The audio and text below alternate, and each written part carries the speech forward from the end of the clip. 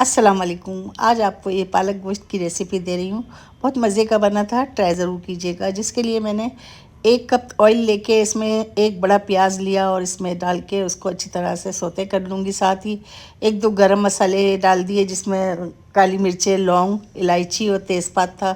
साथ ही मैंने एक जिंजर गार्लिक के पेस्ट भी डाल दिए 2 चमचे, और साथ ही इसमें बीफ डाल दिया। ये हाफ़ केजी बीफ था, ये डाल दिया। इसको अच्छी तरह से हम भून लेंगे ताकि गोश्त का सारा पानी ख़त्म हो जाए। उसके बाद नमक डाला, नमक डाल के फिर घर के बेसिक मसाले जो हमारे पास घर में होते हैं वो मैंने इसमें शामिल किए। शामिल करके उसको अच्छी तरह से थोड़ा सा सौते कर लिया, और इस पानी डाल के इतना भून लूँगी ताकि मसालों की खुशबू आने लगे। फिर हम गोश्त गलाने के लिए इतना पानी डालेंगे कि गोश्त गल जाए।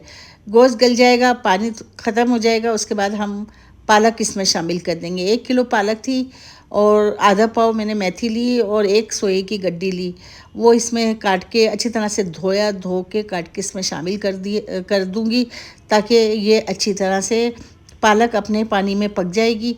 उसके बाद फिर हम ऊपर से गरम मसाला डाल के इसको अपने मेहमानों के, अपने घर वालों के सामने सर्व कर सकते हैं। इसके साथ आप राइस भी खा सकते हैं, चपाती के साथ भी इसको सर्व कर सकते हैं, और बहुत ही मज़े का और उम्दा ये पालक गोश्त बनता है। आप मेरे तरीके से बनाइएगा ज़रूर, इंशाल्लाह ताला आपको ज़रूर पसंद आएगा। और रेसिपी पसंद आए तो उसे लाइक करें।